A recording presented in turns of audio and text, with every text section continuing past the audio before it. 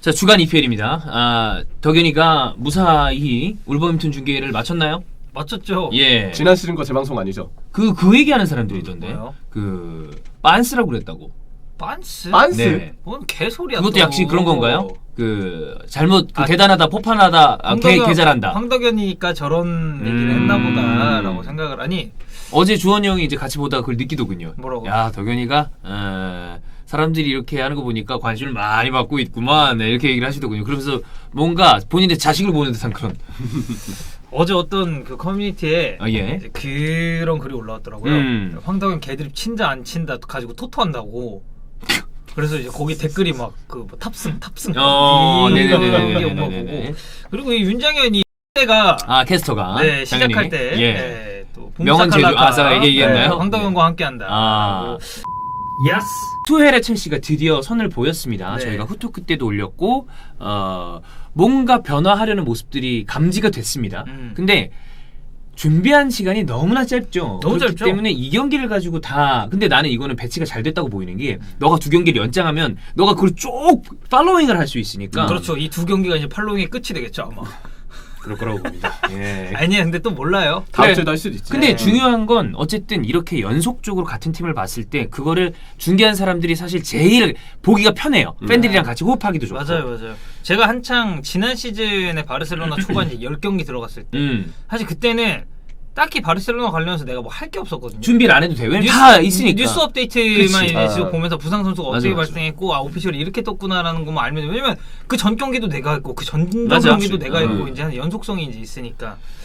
자, 그래서 이 첼시, 투헬의 첼시가 좀 조금 더 디테일하게 어떤 모습을 탈피하고 어떤 모습을 변화하려고 했는지 네. 예, 그 투헬의 이야기를 좀 더 보겠습니다. 근데 제가 느낀 점 위주로 설명드린다는 좋아요. 것은 좀 감안해 주셨으면 좋겠고 경기 치르기 전에 첼시 공식 홈페이지에 훈련 풀세션 영상이 올라왔습니다. 5분 정도 이제 공개된 영상이었는데 저는 사실 좀 걱정했던 건 좀 어수선하지 않을까. 왜냐면 이제 감독도 바뀌었고 그치. 그리고 뭐 사실 투엘이라는 남자가 그렇게 좀 만만한 스타일도 아니고 그렇죠. 개성과 그게 그럼요. 카리스마가 굉장히 강하죠. 엄청나게 빡센 감독이기 때문에 근데 의외로 되게 정돈되고 좀 진지한 분위기 속에서 훈련이 진행되는 게 저는 좀 인상 깊었어요. 그리고 베르너를 계속 부르더라고 투엘이. 그래서 뭐 이런 거 저런 거 막 지시도 하고 그래서 이것만 보고는 사실 어제 많은 분들이 베르너 선발 쓰려보나 보다라고 이제 생각을 했었던 것 같은데 결국엔 지루가 나왔죠.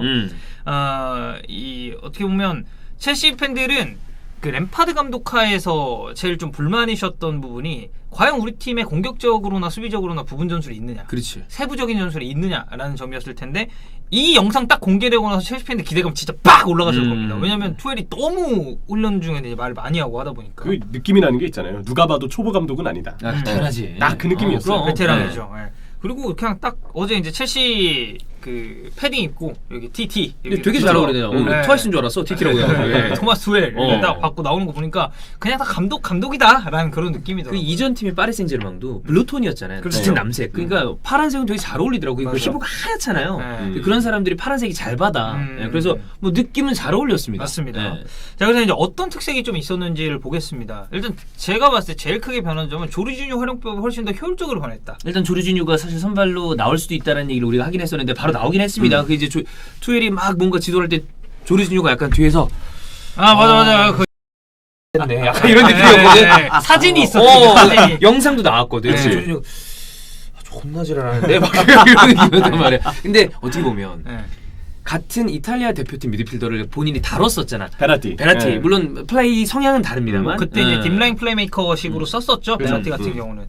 근데 이제 램파드 감독 하에서는 분명히 조르지뉴가 저는 골칫덩이 그 이상도 이하도 아니었다고 봅니다. 전술적인 활용성은 전혀 없었다고 이제 생각을 하는데 투엘이 사실 파리 생제르맹에 있을 때 첼시 소속의 선수 2명을 영입하고 싶어 했어요. 첫 번째가 리디거, 두 번째가 조르지뉴였어요. 맞아요.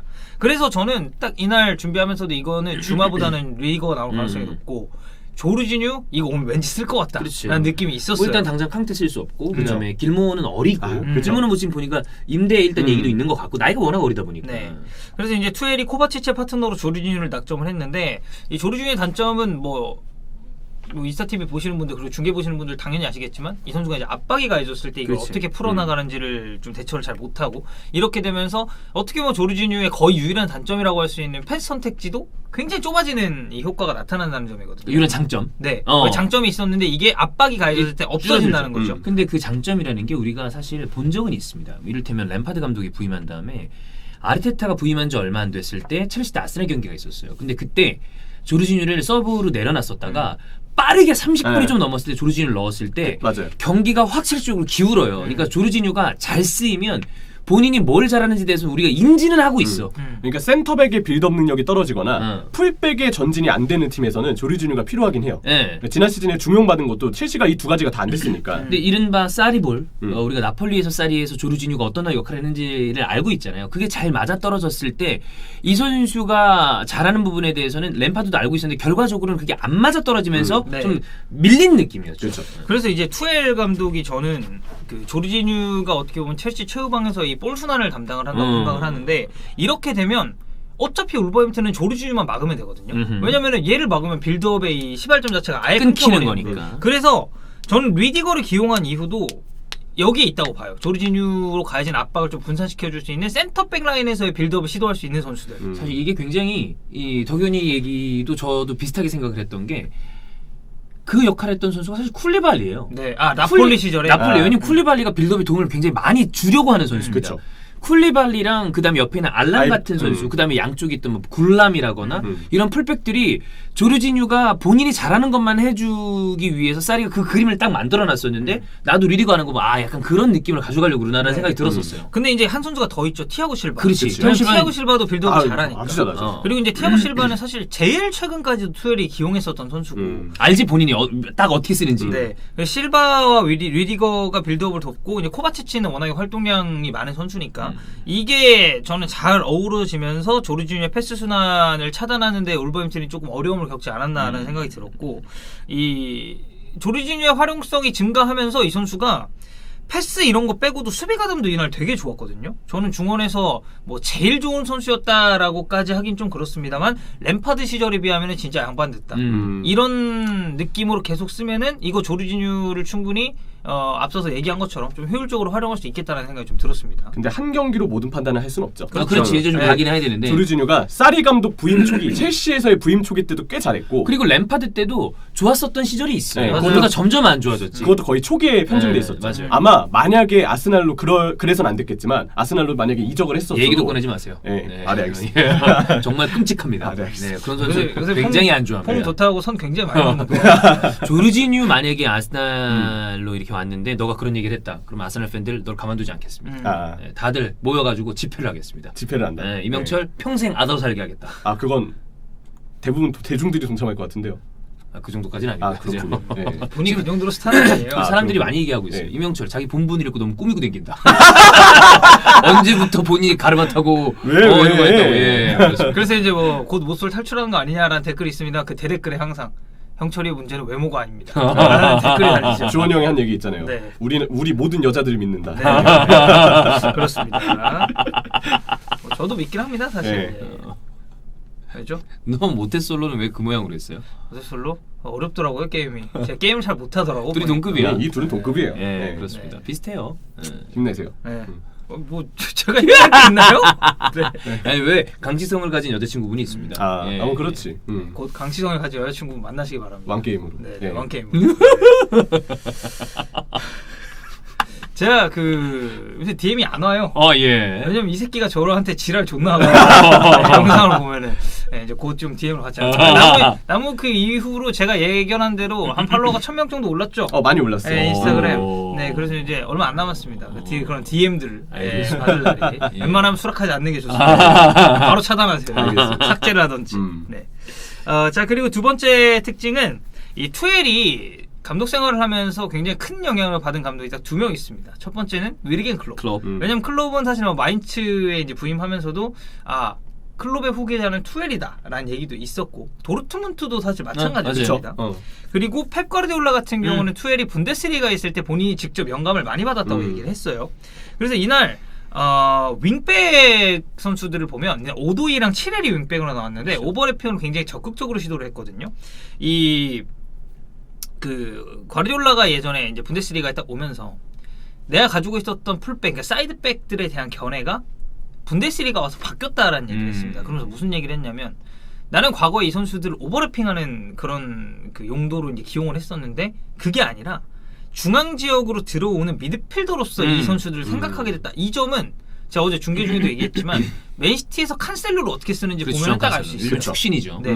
왜냐면 사실상 수비형 미드필더처럼 뛰고 있거든요. 칸셀로를 보면은. 근데 투엘이 윙백들을 기용하는 이 방식 자체는 과르디올라의 이것과는 좀 달라요. 오히려 클럽 쪽에 훨씬 더 가깝습니다. 나는 어제 측면 미드필더 정도로 기용을 했다고 네. 생각을 하고 자세한 부분은 다르겠습니다만 이 활용도 그리고 교체를 하면서 오도이를 왼쪽으로 옮기고 그 다음에 플리식도 역시 오른쪽으로 해서 윙백의 자리를 놨는데 그것도 네. 역시 미드필더스러웠단 말이에요. 그래서 생각나는 팀이 하나 있었습니다.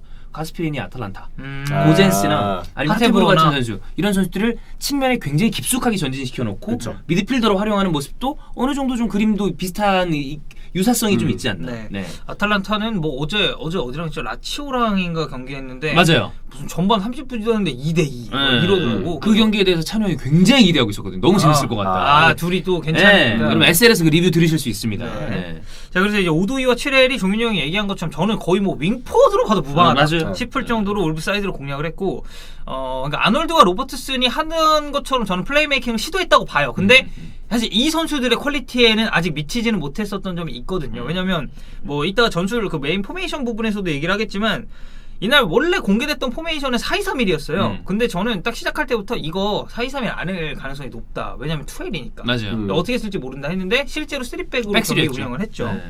자, 그리고 제가 이제 해외 칼럼을 읽다가 이런 용어를 봤는데 give and go라는 용어를 봤습니다. 이게 결국엔 주고 뛴다. 그렇죠. 이란 얘기죠. 이날 첼시 메인 공격 루트 공격 패턴이 이거였어요.